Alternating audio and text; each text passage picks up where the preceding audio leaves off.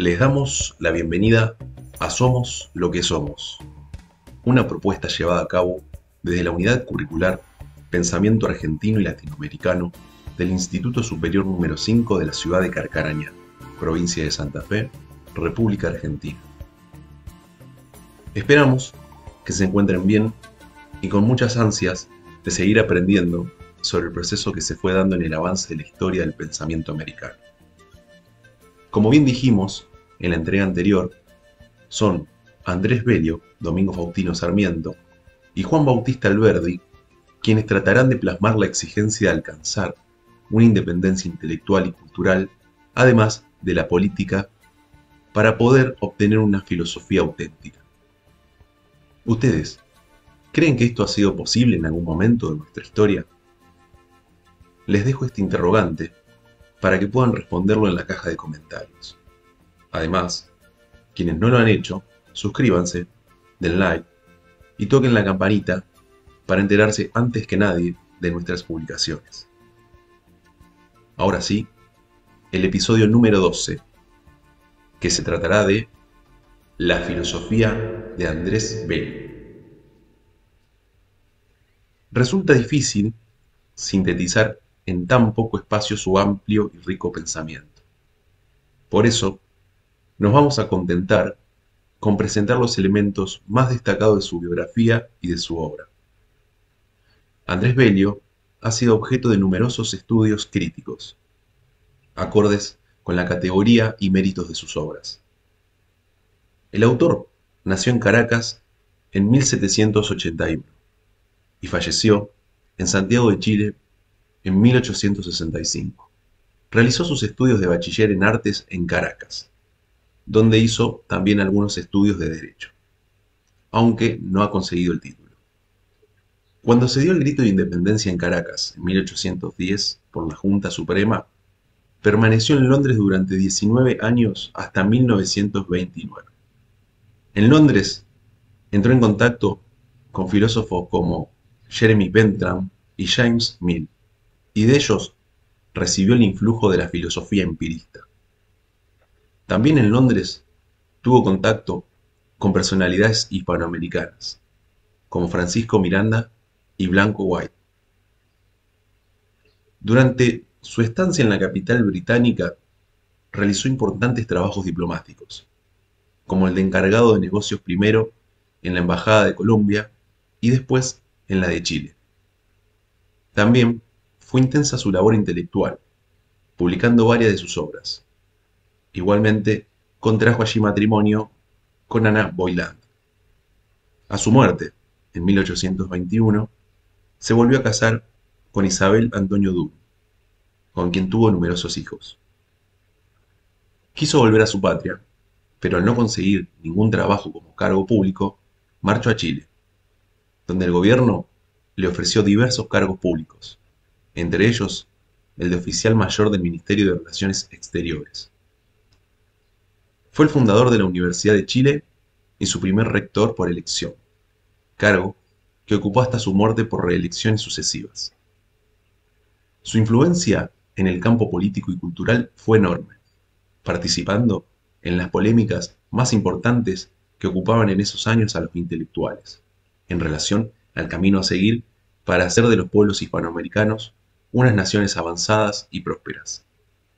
Su discípulo y biógrafo Amunátegui señala que en Chile, quien no era discípulo de Bello, lo era de algunos de sus discípulos, sobresaliendo entre ellos el filósofo positivista José Victorino Lastarria, los historiadores Barros Arana y Vicuña Maquena, y el propio Miguel Luis Amunátegui.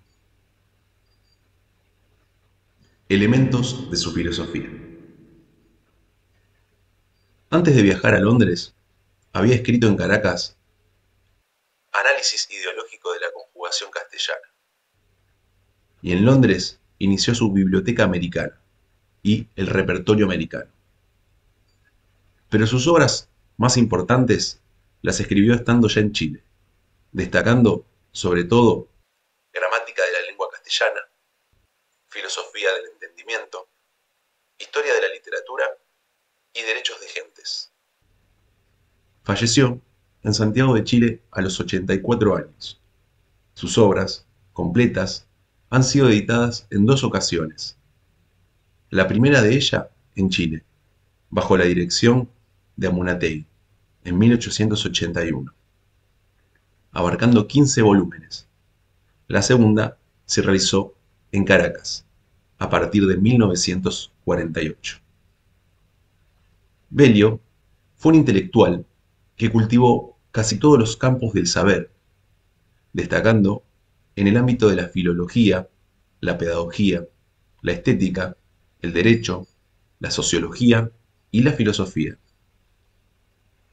El excelente libro de Rafael Caldera, Andrés Bellio dedica un capítulo a cada una de estas facetas de su obra. Aquí nos vamos a fijar sobre todo en su filosofía y en sus reflexiones sociológicas sobre la situación hispanoamericana. En sus estudios de juventud, en Caracas, había estudiado filosofía aristotélica con el padre Rafael Escalona, y al fundarse la Universidad de Caracas, se inscribió en un curso de filosofía para seglares.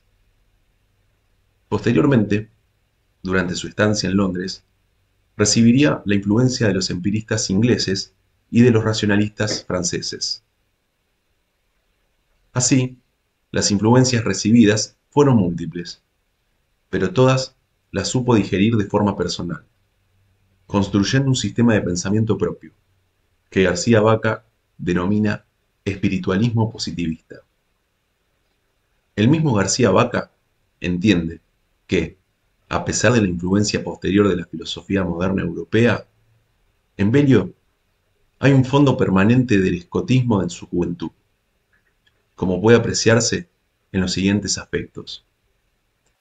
En su orientación hacia el estudio del lenguaje y de los signos, su preferencia por la lógica y el cálculo simbólico, el uso frecuente de la categoría modo, de clara procedencia escotista, la separación clara entre razón y fe, esto es, entre los dogmas de la fe católica y cualquier filosofía, incluso la aristotélico-tomista, el predominio de la voluntad sobre la razón en el ámbito de los atributos divinos. Entre la filosofía moderna, las influencias fueron, como hemos indicado, muy diversas, predominando la de Berkeley, Condillac, junto con la de Descartes, Bacon, Leibniz, Newton, los utilitaristas y empiristas ingleses, la escuela escocesa, así como los franceses, Victor Cousin, Jouffroy y el ideólogo Destutt de Tracy. Se trata, como vamos a ir viendo, del conjunto de filósofos europeos que más van a influir en la filosofía hispanoamericana de esta época. La obra cumbre de Bellio, y la más estrictamente filosófica, es Filosofía del Entendimiento, publicada póstumamente en 1881, junto con el conjunto de las obras completas. Posteriormente, se realizó una edición en México, con una excelente introducción de José Gaos. Una tercera edición se produjo dentro de la publicación de las obras completas en Caracas, en la que se dedica el volumen 3 a la filosofía del entendimiento y a otras obras filosóficas menores, con un importante prólogo y estudio introductorio de García Vaca. Sin dudas, ha sido el filósofo hispano-venezolano García Vaca quien más atención ha dedicado a la filosofía de Bellio, publicando numerosos y amplios estudios orientados a glosar la importancia de su filosofía, las influencias recibidas y la actualidad de sus aportaciones. Buscaba con su filosofía del entendimiento ofrecer un texto de filosofía para jóvenes estudiantes de bachillerato del Instituto Nacional de Chile. Pero la obra sobrepasó el objetivo inicial, convirtiéndose, como dice Rojas Osorio, en una de las más elevadas producciones filosóficas latinoamericanas del siglo XIX, por lo cual Arturo Ardao la reconoce como la obra realmente fundadora de la filosofía latinoamericana en su sector de lengua castellana. García Vaca considera que Bello viene a ser el que, en el paisaje hispanoamericano, hace de puente o enlace entre la filosofía racionalista, que se inicia en la época cartesiana, y la filosofía de inicio del siglo XIX. En resumen, dice García Vaca, Bello representa en este aspecto la continuidad histórica, la de Condillac para la historia de la filosofía en Francia, lo que Reid para la de Inglaterra. Y no hay historia de la filosofía y de las ideas de estas dos naciones que no coloque en su lugar y los debidos honores los nombres de un Condillac y de un Reid. Estas afirmaciones revelan el nivel comparativo que, según García Vaca, merece la obra de Andrés Bello. De hecho, en otros de sus trabajos sobre Bello, llega a decir: si Bello hubiera sido escocés o francés, su nombre figuraría en las historias de la filosofía universal. Y haciendo referencia al contenido de su obra, García Vaca nos hace ver la originalidad y profundidad de su pensamiento, no solo por las ideas que directamente aportó, sino también por las propuestas que de cara al futuro dejó sueltas en sus obras, en la medida en que en ellas dejó unos hilos con que insertamos y entretejemos, además con la más moderna filosofía, con los temas de más palpitante actualidad en nuestros días. De todas formas, considera García Vaca que la personalidad filosófica de Bello ha quedado muy en segundo lugar si se la compara con su fama de gramático, siendo así que su filosofía hace de fondo de sus teorías como gramático, de tal modo que no se entiende esta segunda faceta sin comprender bien la primera. Los trabajos más interesantes de García Vaca son los que se encaminan a mostrar esta estrecha relación entre ambos aspectos. Bello estuvo muy influenciado por el empirismo y el positivismo, pero su filosofía del lenguaje se orientó más en la línea del espiritualismo de Berkeley, aunque con importantes matices de diferencia. Siguiendo al filósofo escocés, Bello entiende que el espíritu tiene conciencia de sus actos, pero es inconsciente de lo que ocurre en su propio cuerpo. Desconsideradamente, el espíritu olvida e ignora el cuerpo, y solo tiene conocimiento directo de lo que pasa en la conciencia. El conocimiento que tiene del cuerpo y de sus ingredientes constitutivos es indirecto, simbólico, metafórico, a través del lenguaje. Este modo de pensar, nos hace observar García Vaca, lo sitúa lejos de las teorías materialistas, sensualistas y positivistas, tan en boga durante esa época. Por lo tanto, el espíritu, tal como nos es dado, pues Bello no hará jamás teoría a priori del espíritu. Se caracteriza por una lógica original, distinta de la que se emplea en las ciencias, físicas o matemáticas. En el espíritu, dice Bello, son perfectamente compatibles identidad y diferencia, identidad de todo con el alma y diferencia de estados entre sí. Cosas idénticas a una tercera no son, por eso solo, en el espíritu, y precisamente en él, idénticas entre sí. Por el contrario, el espíritu puede identificarlas todas consigo mismo, sin que, a pesar de ello, queden identificadas, niveladas entre sí. Por lo tanto, la lógica que Bello considera propia del espíritu se separa de la lógica pura, propia del logicismo y del pantologismo. Y desde el descubrimiento de la originalidad de la lógica del espíritu, nos indica García Vaca, pudo Bello descubrir la estructura íntima de la lógica de las cosas no espirituales, sean números, figuras o cuerpos.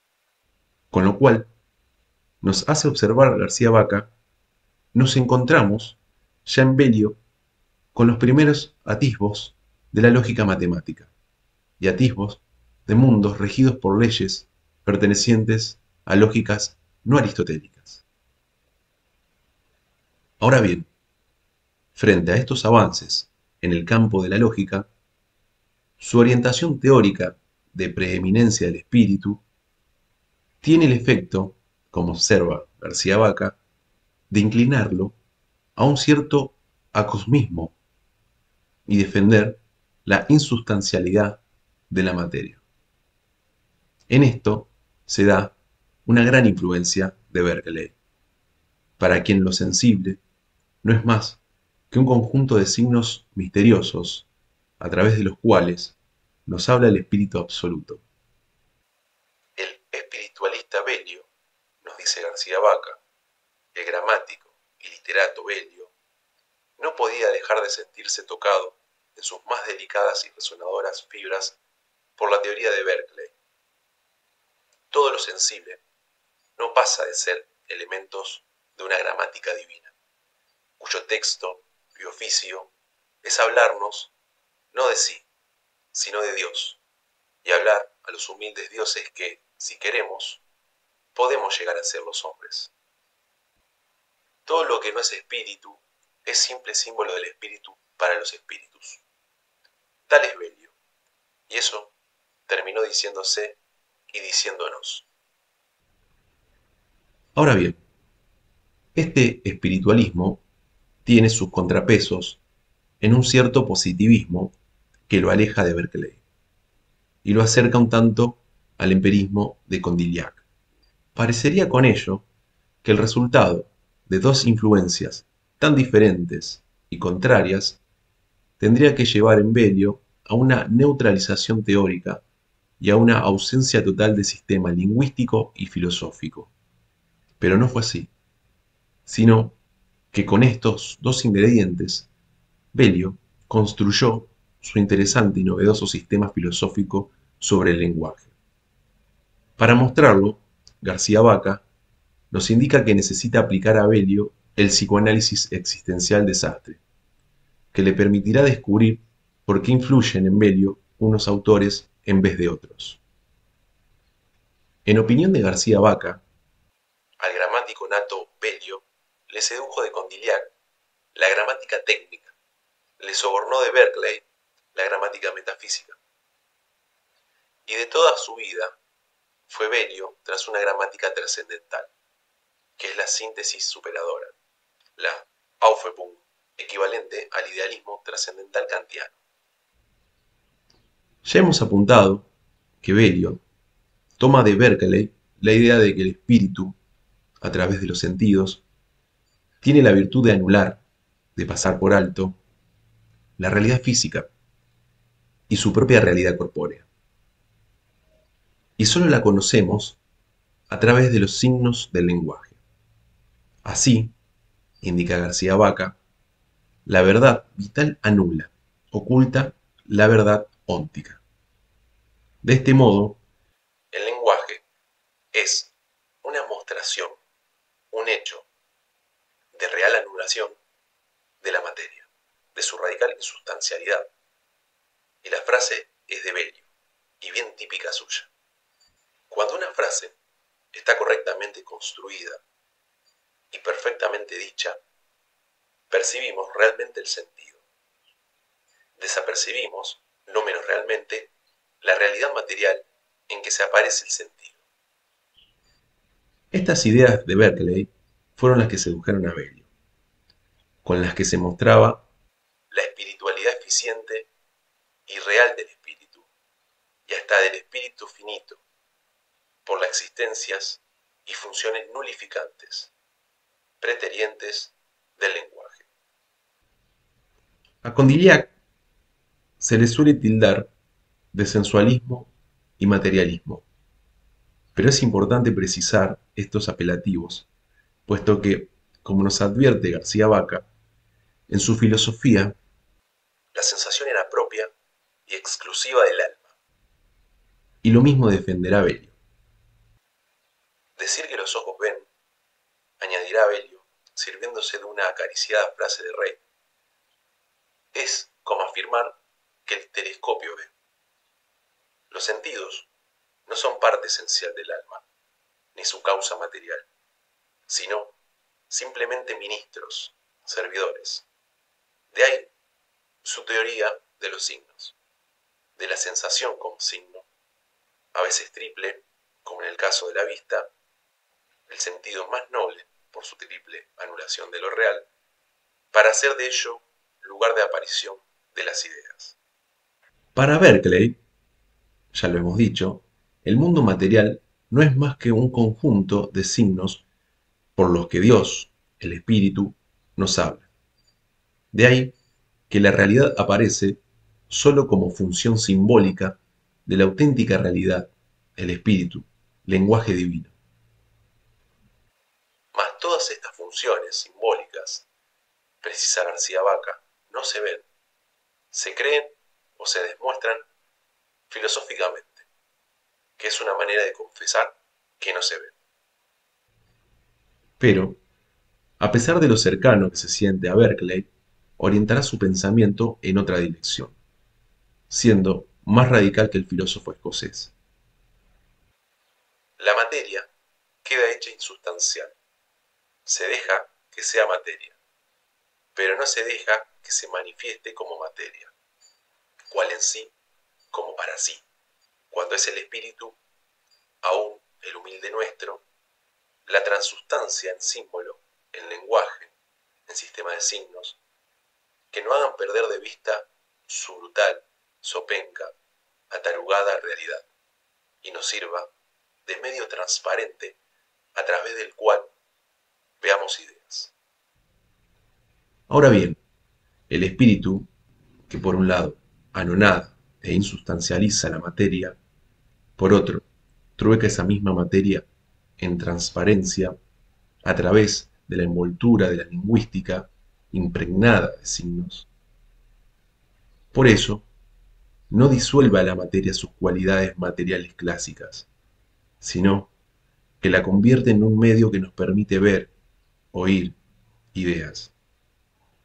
En definitiva, y en kantiano, el lenguaje es la condición de posibilidad real de que la materia se espiritualice, la ocasión sistemática, no accidental, de que el espíritu muestre qué es y obra como tal. Esta idea tenía que seducir, piensa García Vaca, al gramático Belio, y por eso Belio intentará dar una deducción de las leyes fundamentales de la gramática partiendo de las leyes fundamentales del espíritu. A tal programa hemos dado el calificativo de deducción trascendental de la realidad eficiente del espíritu.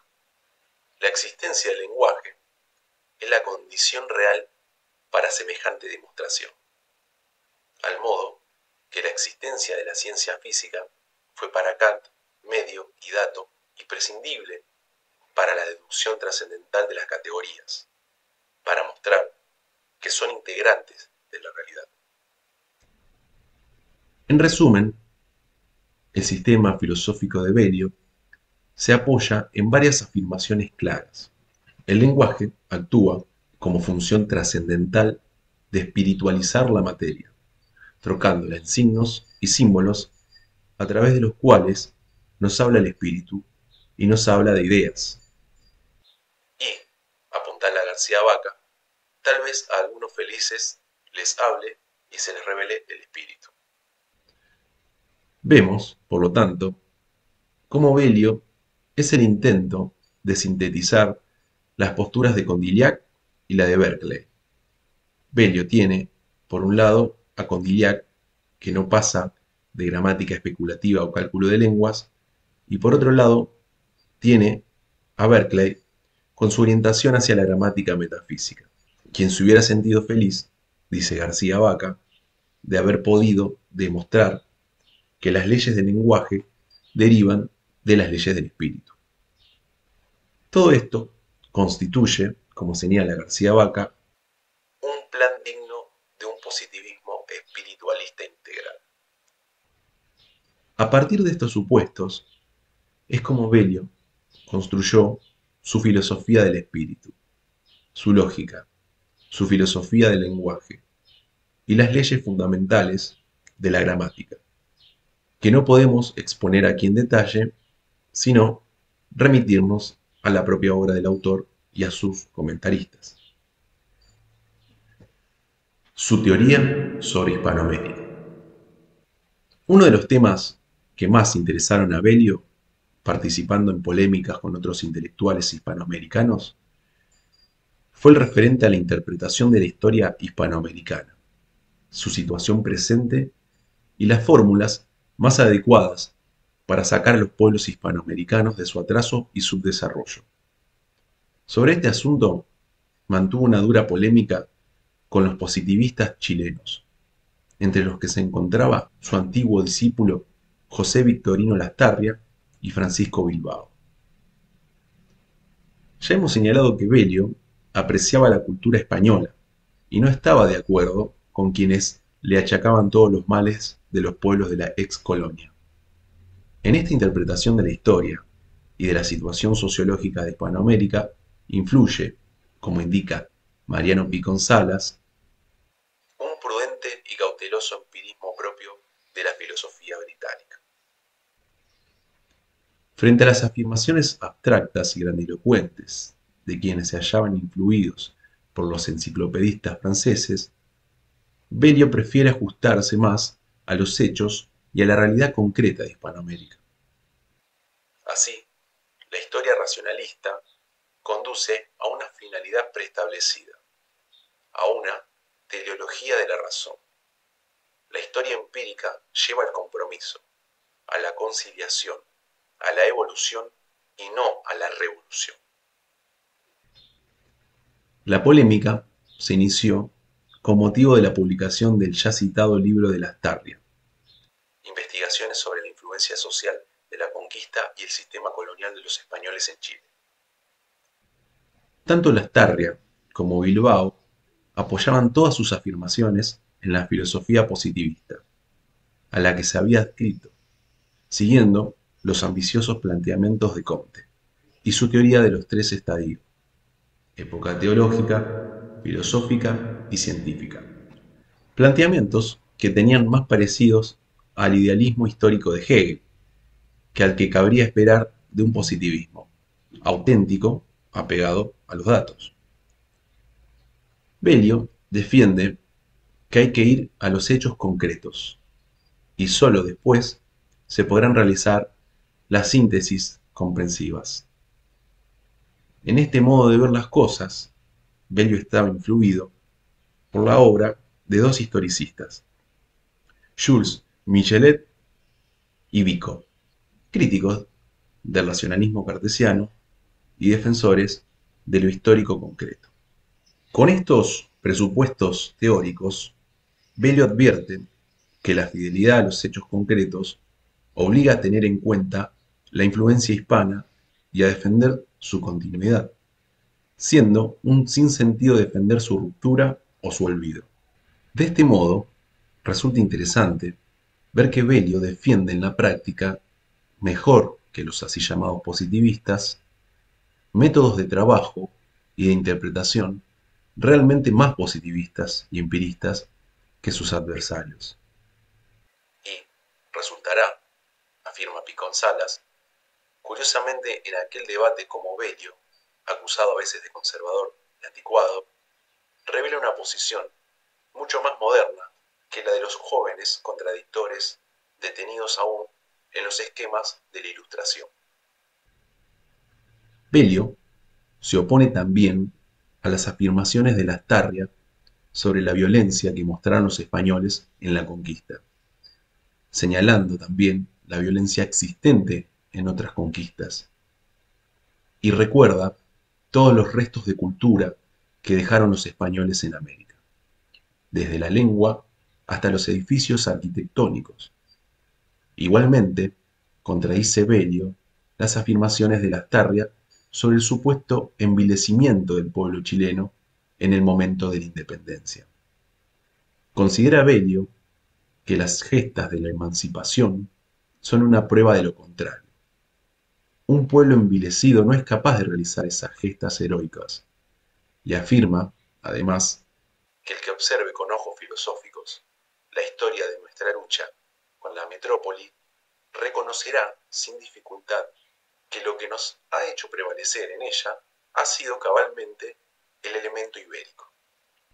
En los pueblos americanos había grandes virtudes que los llevaron a luchar por su independencia, pero no estaban preparados para la libertad cívica. Prueba de ello fue la cantidad de dictaduras que se produjeron tras la independencia política. Incluso llega a afirmar que al libertador Bolívar las circunstancias le llevaron a ser un dictador. Nadie amó más la libertad que el general Bolívar, pero la naturaleza de las cosas le avasalló. Para la libertad era necesaria la independencia, y el campeón de la independencia fue y debió ser un dictador. Bolívar triunfó, las dictaduras triunfaron de España. Esto hace evidente que se consiguió la independencia militar, pero el espíritu español quedó dentro de los emancipados. Terminada, entonces, la tutela española, queda en manos de los propios hispanoamericanos educarse a sí mismos e independizarse culturalmente.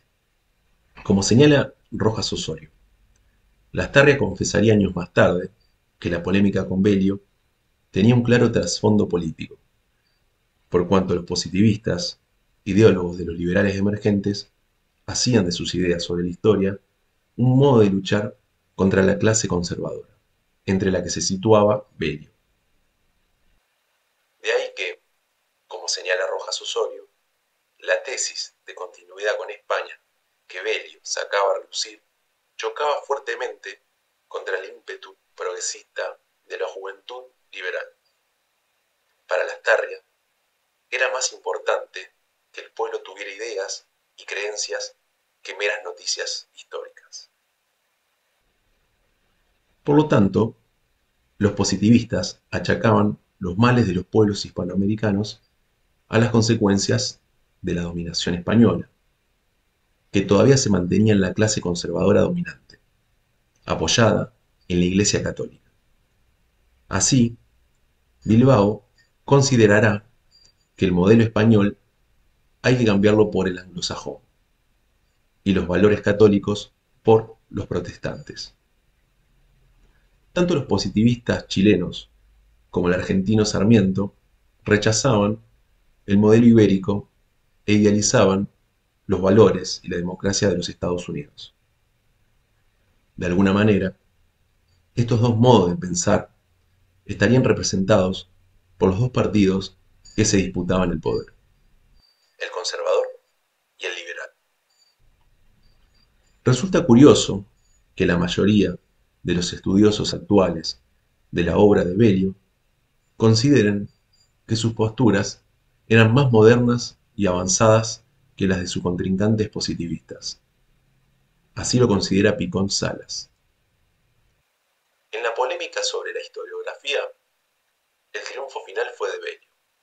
Y lo mismo opina Germán Colmenares. La posición de Belio, aun cuando no fuera sino por un mejor conocimiento de los debates europeos y la lectura de los historiadores e innovadores de la Restauración, resultaba moderna. Y la de Lastarria y sus seguidores, sin proponérselo, ingenua y arcaizante.